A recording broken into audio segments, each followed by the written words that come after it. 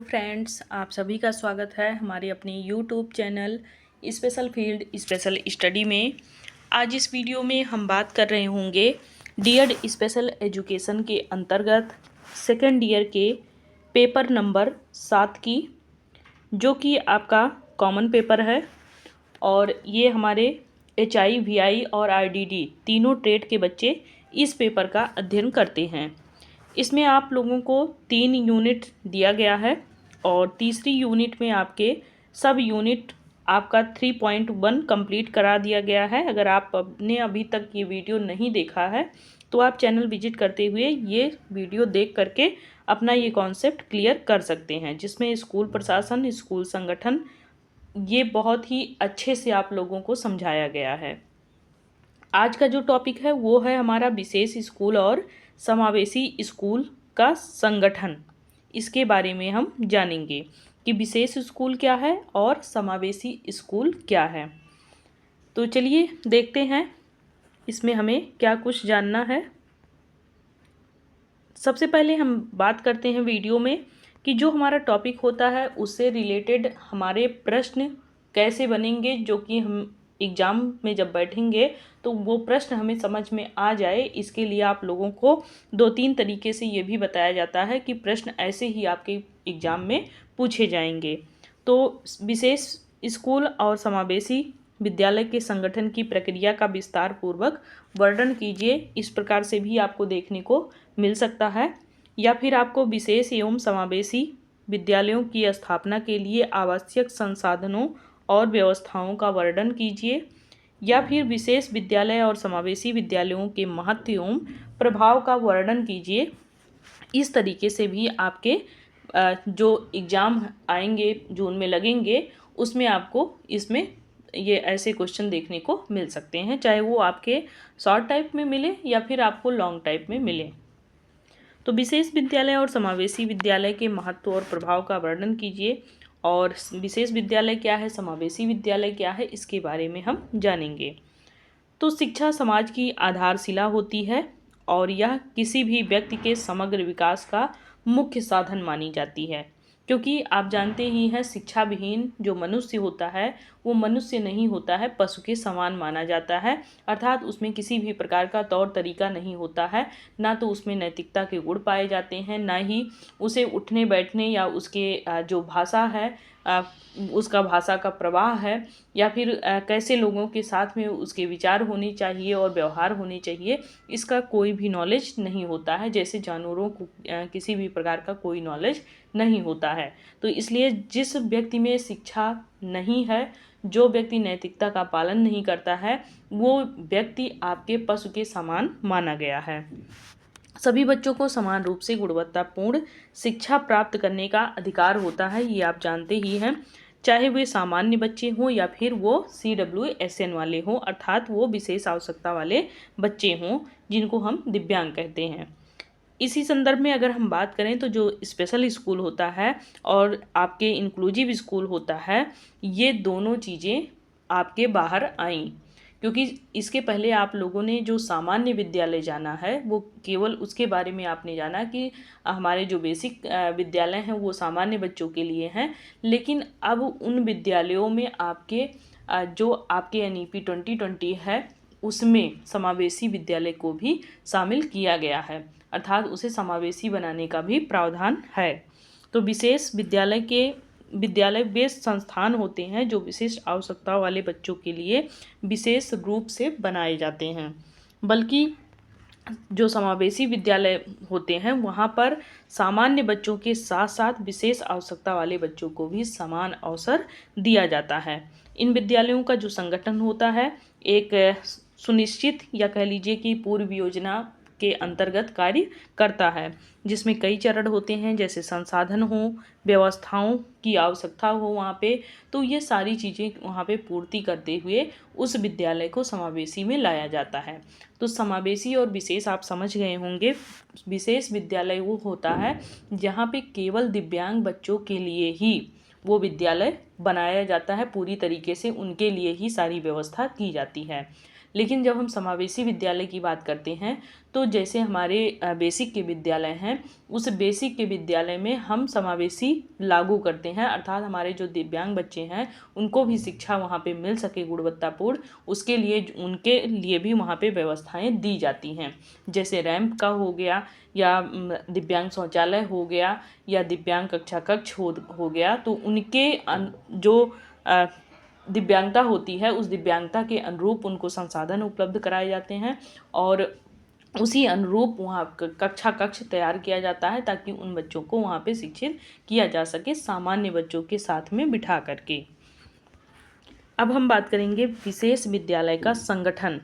तो विशेष विद्यालय का संगठन क्या कहता है कि विशेष विद्यालय मुख्यतः उन बच्चों के लिए बनाए जाते हैं जिन्हें सीखने में किसी भी प्रकार की कठिनाई हो, अर्थात उन्हें कठिनाई महसूस कब होती है, जब उनमें कोई ना कोई दिव्यांगता होती है। जैसे कि वे बच्चे दृष्टिहीन हों, अर्थात वो देख ना पाते हों, या फिर वो बच्चे सुन ना पाते हों, बोल ना पाते हों, या फिर उनकी जो IQ लेवल होती है वो उनका डिस्टर्ब हो, या फिर वो आत्म केंद्रित ना हो, अर्थात स्वालीनता के शिकार हों। तो इन बच्चों में अगर ये सारी दिव्यांगताएं पाई जा रही हैं तो जाहिर सी बात है कि इन बच्चों को सीखने में कठिनाई आएगी। इन विद्यालयों की संगठन की प्रक्रिया जो होती है, इनमें कई चरण होते हैं। इन चरणों को भी हम देखेंगे। सबसे पहले हम बात करेंगे लक्ष्य समूह की पहचान। तो ये क्या कहता है कि विशेष विद्यालय की स्थापना करने से पहले हमें ये निर्धारित कर लेना आवश्यक होता है कि किन प्रकार की विशेष आवश्यकताओं वाले बच्चों के लिए ये विद्यालय खोला जा रहा है। सामान्य बच्चों के लिए है, या फिर हमारे दिव्यांग बच्चों के लिए है, या फिर दोनों के लिए है।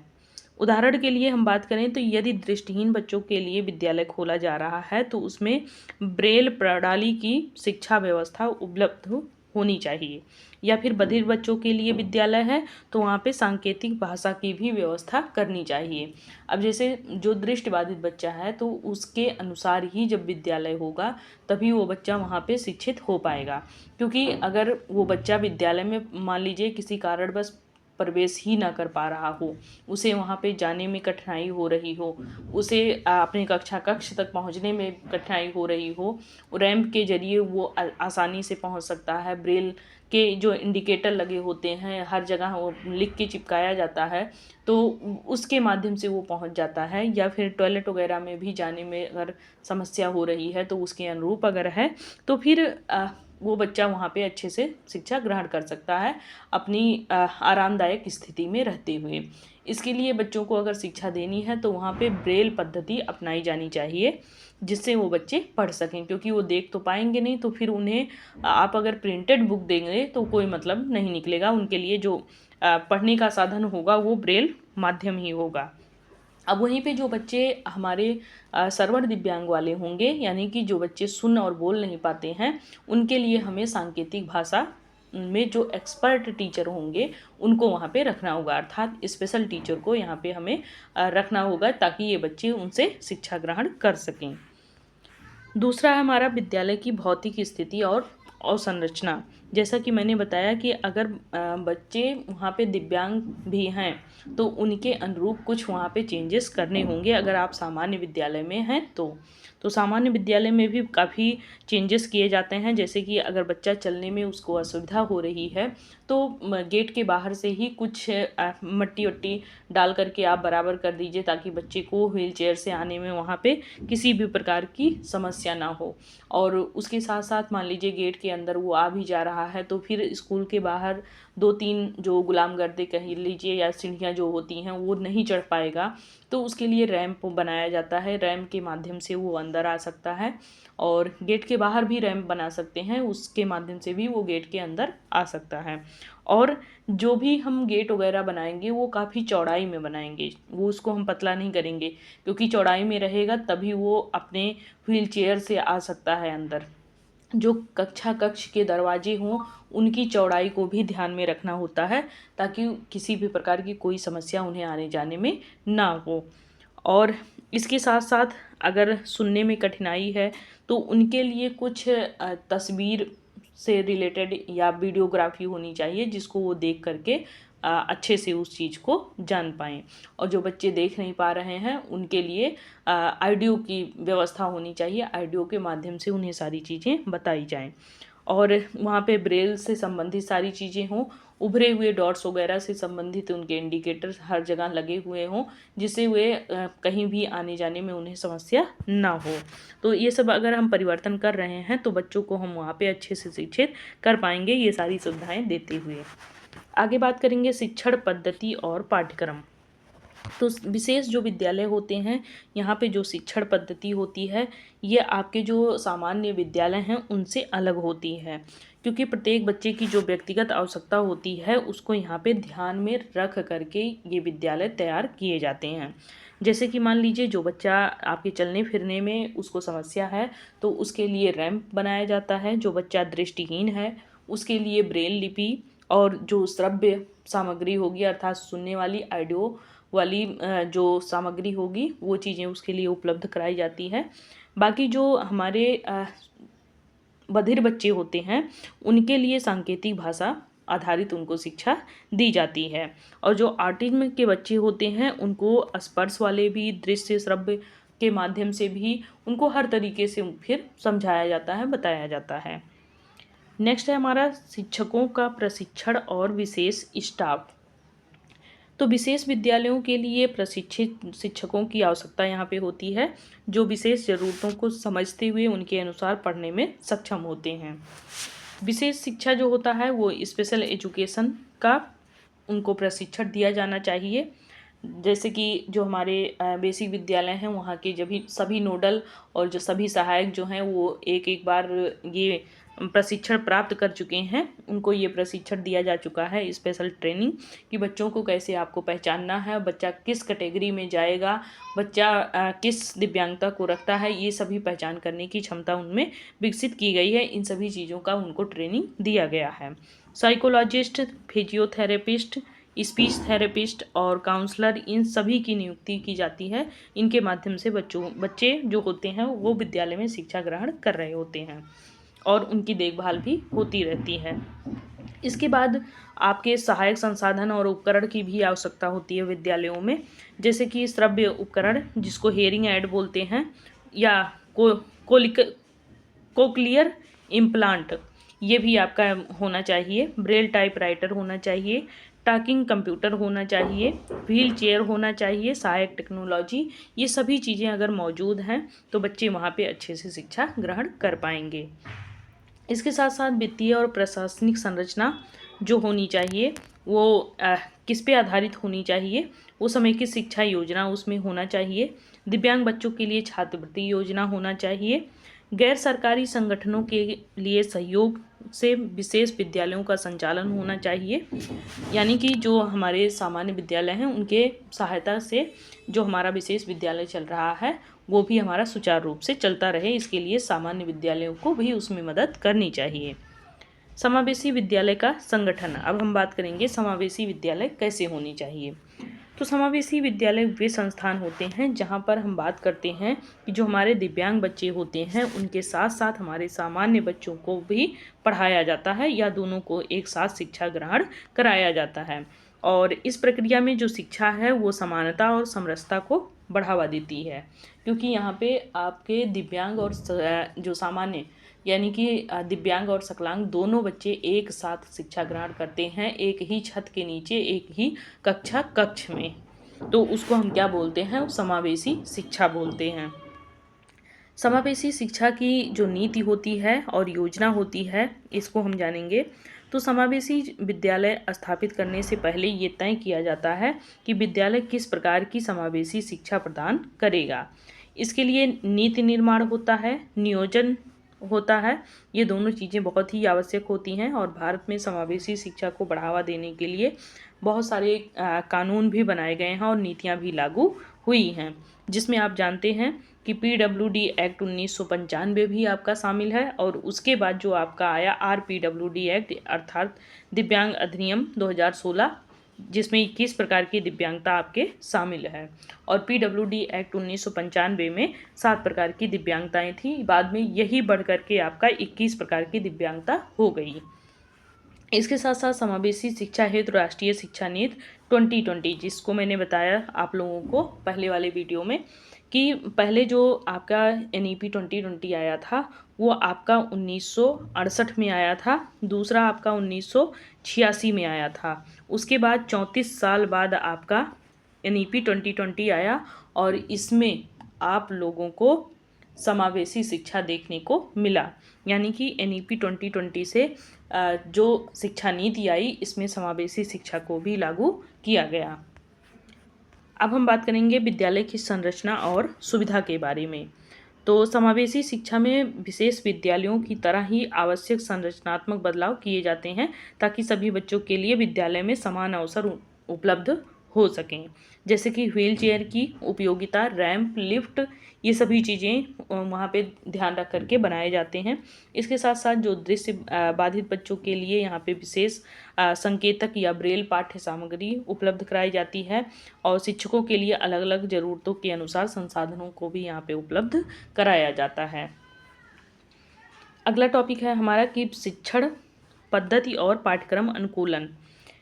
इसका मतलब ये होता है कि जो हमारे विशेष आवश्यकता वाले बच्चे होते हैं वो एक साथ सामान्य बच्चों के साथ में सीख सकें, उसके लिए बहुस्तरीय शिक्षण तकनीकों का उपयोग किया जाता है, डिजिटल लर्निंग टूल्स का उपयोग किया जाता है, सहायक टेक्नोलॉजी का सहारा लिया जाता है।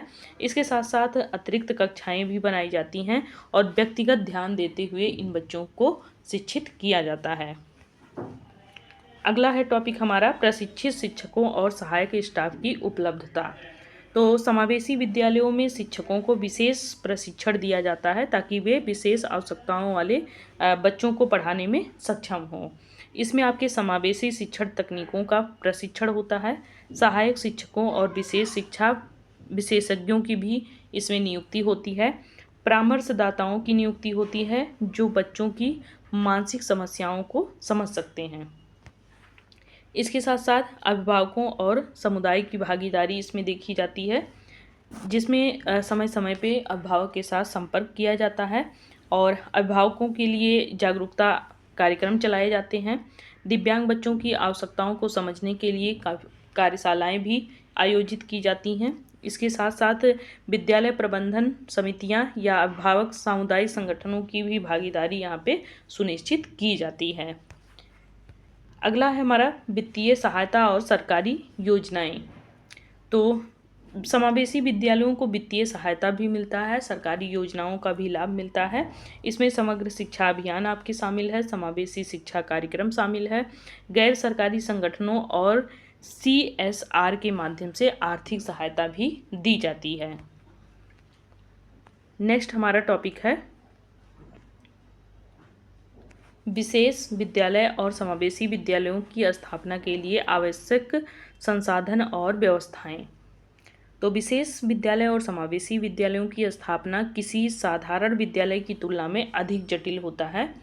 आप लोग जानते ही हैं वहाँ पे बहुत सारी आवश्यकताओं को ध्यान में रखते हुए बच्चों के उन सभी के लिए संसाधन और व्यवस्थाएं वहाँ पे बहुत ज़्यादा ज़रूरी होती हैं। इन विद्यालयों को प्रभावी बनाने के लिए उसके भौतिक वातावरण पे, शैक्षणिक वातावरण पे, प्रशासनिक पे, वित्तीय और सामाजिक स्तर, इन सभी चीज़ों की वहाँ पे व्यवस्था करनी होती है, तभी आप विशेष और समावेशी शिक्षा वहाँ पे लागू कर सकते हैं। भौतिक संरचना की अगर हम बात करते हैं तो विशेष और समावेशी विद्यालयों के लिए एक भौतिक संरचना यहाँ पे अनिवार्य होती है, जिसमें सभी सुविधा की चीज़ें वहाँ पे उपलब्ध हों, बिना किसी बाधा के बच्चे वहाँ पे शिक्षा प्राप्त कर सकें।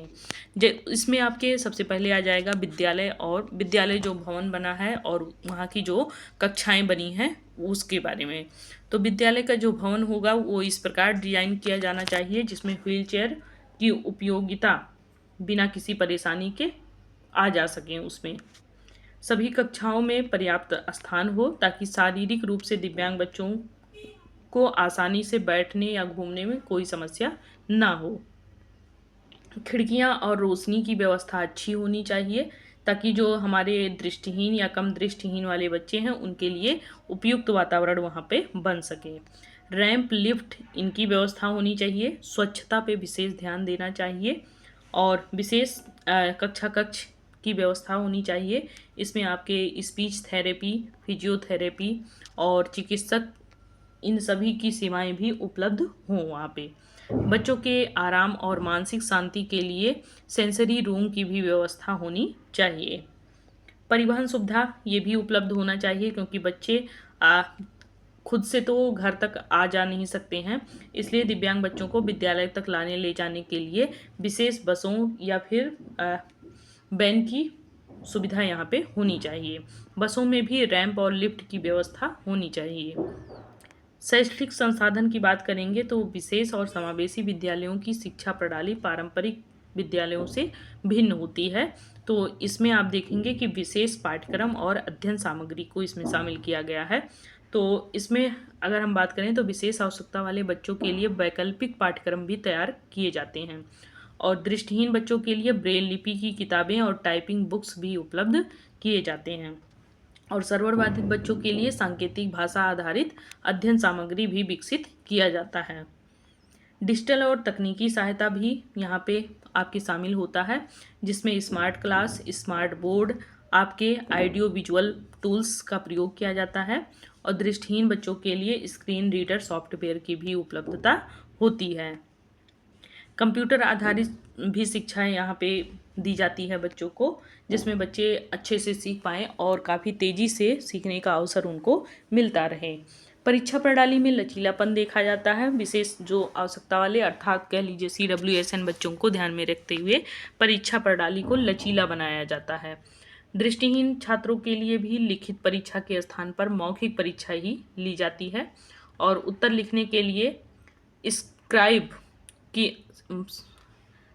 मतलब ये कह लीजिए साइटेड गाइड या राइटर की व्यवस्था की जाती है। अगर मान लीजिए दृष्टिहीन बालक है और उसको लिखने में समस्या है तो वो अपने से एक क्लास नीचे किसी भी बच्चे को राइटर बना सकता है। प्रशिक्षित शिक्षक और सहायक स्टाफ की भी आवश्यकता होती है। ऐसा नहीं है कि आप शिक्षकों की क्वालिफ़िकेशन बिना देखे उनको विद्यालय में रख लें। वो अच्छे पढ़े लिखे हों और क्वालिफ़िकेशन उनकी अच्छी हो, तभी वो गुणवत्तापूर्ण शिक्षा दे पाएंगे। तो इसका भी विशेष ध्यान रखना होता है। और विशेष शिक्षा और प्रशिक्षित शिक्षक, इनकी भी यहाँ पे आवश्यकता होती है, जिनमें डिप्लोमा डिग्री प्राप्त हों विशेष शिक्षा में, उन्हें ही इन बच्चों को पढ़ाने के लिए रखा जाता है। और विभिन्न प्रकार की दिव्यांगता को समझने और उनके अनुसार शिक्षण पद्धति अपनाने में दक्षता उनकी हो, ये चीज़ हमें ध्यान में रखना चाहिए। सहायक कर्मचारी भी होने चाहिए, जिसमें साइकोलॉजिस्ट, मनोवैज्ञानिक जी सिखाते हैं और उसके बाद स्पीच थेरेपिस्ट, फिजियोथेरेपिस्ट, इन सब की यहाँ पे नियुक्ति होनी चाहिए। क्लासरूम असिस्टेंट और नियुक्त किए जाने चाहिए जो दिव्यांग बच्चों को पढ़ाई में सहायता करते हैं। इसके साथ साथ नियमित प्रशिक्षण और कार्यशालाएं भी आयोजित की जानी चाहिए, जो समय समय पर विशेष प्रशिक्षण और कार्यशालाएं या आयोजित की जाएं उससे। और नवीनतम शिक्षण तकनीकों का भी विशेष आवश्यकता वाले बच्चों की मनोवैज्ञानिक ज़रूरतों को समझने के लिए विशेष सेमिनार भी आयोजन किए जाएं। अर्थात जो हमारे विशेष शिक्षक हैं उनके लिए भी ट्रेनिंग की प्रक्रिया रखी जाए। प्रशासनिक कुछ व्यवस्थाएं होती हैं, इसको भी ध्यान में रखना चाहिए, जिनमें जो व्यवस्थाएं होती हैं वो अच्छे से विद्यालय में चलती रहें, उस पर भी निगरानी रखनी चाहिए। सरकारी सहायता और अनुदान की बात करें तो सरकारें विशेष विद्यालयों को अनुदान भी प्रदान करती हैं। राष्ट्रीय शिक्षा नीति के तहत समावेशी शिक्षा को बढ़ावा देने के लिए वित्तीय सहायता उपलब्ध भी कराई जाती है और निजी और गैर सरकारी जो संगठन है इसमें भी इस कार्य को सहायता देने के लिए इनको भी प्रेरित किया जाता है। CSR और निजी संगठनों की भी भागीदारी इसमें देखने को मिलती है, जैसे कि कारपोरेट कंपनियां जो हैं वो भी इन विद्यालयों को धनराशि देती हैं, या जो बड़े बड़े लोग होते हैं वो भी इन संगठनों को दान देते हैं कि ताकि इन बच्चों का भरण पोषण हो पाए, इन बच्चों के लिए व्यवस्थाएं विद्यालय में की जा सकें। इसके साथ साथ अंतर्राष्ट्रीय स्तर पर भी इन बच्चों के लिए सहायता प्रदान की जाती है। प्रशासनिक निगरानी और मूल्यांकन समय समय पे इन बच्चों का मूल्यांकन किया जाना चाहिए और शिक्षा विभाग द्वारा नियमित निरीक्षण भी किया जाना चाहिए इनका। अभिभावकों और समुदाय की भी भागीदारी इसमें देखी जाती है कि समय समय पे जो अभिभावक हैं उनके साथ में पेरेंट्स मीटिंग रखते हुए उनके भी विचार को समझना चाहिए और जो कुछ भी उनके दिमाग में अगर आपको रूढ़वादिता दिख रही है या फिर अन्य निगेटिव चीज़ें दिख रही हैं तो उसको भी जागरूकता अभियान चला करके उस चीज़ को दूर करना चाहिए, उनको भी जागरूक करना चाहिए। और विभिन्न कार्यशालाओं का भी आयोजन करना चाहिए, सामुदायिक सहयोग और सामाजिक जागरूकता फैलाना चाहिए, जिससे बच्चे समाज में अपनी पहचान बना सकें और शिक्षा ग्रहण कर सकें बिना किसी बाधा के। अब हम बात करेंगे महत्व और प्रभाव की। तो विशेष विद्यालय और समावेशी जो विद्यालय हैं ये केवल शिक्षा प्रदान करने के माध्यम ही नहीं होते हैं, बल्कि ये समाज में समावेशी दृष्टिकोण विकसित करने के भी साधन माने जाते हैं। ये विद्यालय न केवल विशेष आवश्यकता वाले बच्चों को आत्मनिर्भर बनाने में सहायता करते हैं, बल्कि समाज को भी अधिक संवेदनशील और सहिष्णु बनाने में अपना योगदान देते हैं। शैक्षिक महत्व देखा जाए तो विशेष और समावेशी विद्यालय का सबसे बड़ा उद्देश्य विशेष आवश्यकता वाले बच्चों को गुणवत्तापूर्ण शिक्षा प्रदान करना होता है, उनको मुख्य धारा से जोड़ना होता है। शिक्षा उनके मानसिक और बौद्धिक विकास को बढ़ाने में भी महत्वपूर्ण भूमिका निभाती है और उनको आत्मनिर्भर बनाती है, साथ ही उनको व्यवसाय परक भी बनाने का काम करती है। व्यक्तिगत सीखने की प्रक्रिया को ये बढ़ावा देता है। जो विशेष विद्यालय होते हैं वहाँ पे हर बच्चे की व्यक्तिगत आवश्यकता को ध्यान में रखकर उनको शिक्षा दी जाती है। समावेशी विद्यालयों में भी लचीले पाठ्यक्रम और बहुस्तरीय शिक्षण तकनीकों का उपयोग किया जाता है ताकि विशेष बच्चे सामान्य बच्चों के साथ में समायोजन कर सकें। उसके बाद आत्मनिर्भरता का भी विकास किया जाता है। इन विद्यालयों में शिक्षा इस प्रकार से दी जाती है कि जो विशेष बच्चे हैं वे अपने जीवन को आत्मनिर्भर बना सकें, वो भी रोजगार परक बन सकें, वो भी व्यवसाय कर सकें और रोजगार के अवसर उनको मिलते रहें बराबर। आगे बात करेंगे तकनीकी ज्ञान और डिजिटल शिक्षा का समावेशन। यहाँ आप जानते हैं कि digital learning tools, smart class, technology, ये सभी चीज़ें यहाँ पे इसलिए उपलब्ध कराई जाती हैं कि ताकि ये सरल तरीके से शिक्षा प्राप्त कर सकें। दृश्य और श्रव्य शिक्षण सामग्री का भी उपयोग किया जाता है इसमें। सामाजिक महत्व की बात करें तो यहाँ पे विशेष और समावेशी विद्यालय जो होते हैं वो समाज में समानता और समावेशन की भावना को बढ़ावा देते हैं। सामाजिक और समावेशन को बढ़ावा देना।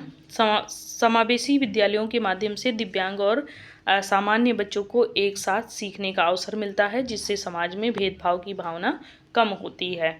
और विशेष विद्यालय समाज को ये समझाने में भी मदद करते हैं कि दिव्यांग बच्चे भी समाज का ही एक महत्वपूर्ण अंग हैं, इनको भी समान अवसर मिलना चाहिए।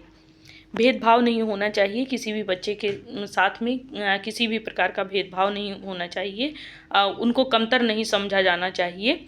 और इसके साथ साथ दिव्यांग बच्चों को एक साथ शिक्षा मिल सके उसके लिए लोगों में आपसी समझ में भी सहयोग देना चाहिए। परिवार को सहयोग और मार्गदर्शन की आवश्यकता होती है, तो समय समय पे जागरूकता अभियान कार्यक्रम चलाए जाते हैं जिससे इनको भी समय समय पे जागरूक किया जा सके। व्यावसायिक शिक्षा और रोजगार के अवसर भी इसमें मिलते हैं, आप जानते ही हैं। बच्चे कंप्यूटर शिक्षा ग्रहण करते हैं, हस्तशिल्प, डिजिटल मार्केटिंग, सिलाई बुनाई जैसे कार्यों में ये दक्ष हो जाते हैं, तो इनको रोजगार के अवसर मिलते रहते हैं। सरकार और निजी जो संस्थान है वो विशेष बच्चों को रोजगार देने के लिए भी विशेष योजनाएं चलाती रहती हैं। आत्मनिर्भरता और आर्थिक स्वतंत्रता। इन विद्यालयों के माध्यम से विशेष आवश्यकता वाले बच्चे अपने पैरों पर खड़े होने के लिए तैयार किए जाते हैं और कई दिव्यांग बच्चों को पहले समाज पर निर्भर रहते हैं, वे अपनी आजीविका कमा सकते हैं और आत्मनिर्भर भी बन सकते हैं। उद्योगों और कॉरपोरेट जगत में भागीदारी देखी जाती है। ये बच्चे अगर अच्छे से शिक्षा ग्रहण करते हैं तो कॉरपोरेट कंपनियों में भी अपने रोजगार प्राप्त करके अपना योगदान वो दे सकते हैं। सरकारी योजनाओं में भी ये बच्चे प्रतिभाग कर सकते हैं। मानसिक और भावनात्मक विकास भी इनमें होता है। साथ साथ आत्मविश्वास और स्वाभिमान का भी विकास इनमें देखने को मिलता है। मानसिक रूप से भी इनमें सुधार देखने को मिलता है। कई बार ऐसा होता है कि बच्चे जब कठिनाइयों का सामना कर रहे होते हैं तो उनको समझ जब नहीं कुछ आता है, अगर वो वहीं पे शिक्षित होते हैं तो उनको सारी समस्याएं समझ में आ जाती हैं, तो उससे भी कहीं ना कहीं उनको राहत मिलती है और वो आगे चल करके मानसिक रूप से स्वस्थ भी होते रहते हैं। पारस्परिक संबंधों का भी विकास देखने को मिलता है। पारस्परिक संबंधों का यहाँ पे मतलब ये होता है कि जब विशेष आवश्यकता वाले बच्चे सामान्य बच्चों के साथ में जा करके मित्रता या सहयोग की भावना करते हैं तो दोनों में एक तरीके से कह लीजिए कि बॉन्डिंग बहुत अच्छी होती है और एक दूसरे के साथ घुलने मिलने लगते हैं, एक दूसरे की भावनाओं को समझने लगते हैं, एक दूसरे के विचारों को साझा करने लगते हैं, जिससे कभी भी वो अपने आप को हीन नहीं समझते हैं। उनके अंदर किसी भी प्रकार की चीज़ों को सीखने में कठिनाई नहीं आती है। एक दूसरे के सहयोग से वो आगे शिक्षा ग्रहण कर पाते हैं। तो इसी के साथ में हमारा ये टॉपिक भी समाप्त होता है और हम लोगों ने तीसरी यूनिट में 3.2 तक कंप्लीट कर लिया है। नेक्स्ट वीडियो में जब हम मिलेंगे तो 3.3 के साथ में मिलेंगे और हमारा साथ यहीं तक है। यदि आप लोगों को इसका PDF चाहिए तो आप हमारे टेलीग्राम चैनल से जुड़ सकते हैं। टेलीग्राम चैनल का नाम है स्पेशल फील्ड स्पेशल स्टडी। इसी के नाम से आपका YouTube भी चलता है और आपका टेलीग्राम चैनल भी, तो आपको वहाँ से PDF मिल जाएगी। बाकी आप लोग स्वस्थ रहें, मस्त रहें, अच्छे से पढ़ाई करते रहें। अब आप लोगों के पास समय नहीं है, आपको जल्द से जल्द एग्ज़ाम देना है, तो आप पढ़ाई अगर नहीं करेंगे तो फिर एग्ज़ाम में कहीं ना कहीं समस्या देखने को मिल सकती है। तो अगर आप पहली बार हमारे चैनल पे आए हैं तो चैनल को सब्सक्राइब करें और लाइक करें और कमेंट में ये भी बताएं कि आपको कौन सा टॉपिक नहीं समझ में आया है, वो चीज़ फिर से समझाया जाएगा। और ये भी बताएं कि आपको वीडियो कैसा लग रहा है, आपके लिए ये कितना हेल्पफुल है, इस चीज़ को हमें ज़रूर बताएं। तो तब तक के लिए बहुत बहुत धन्यवाद। Bye bye, take care.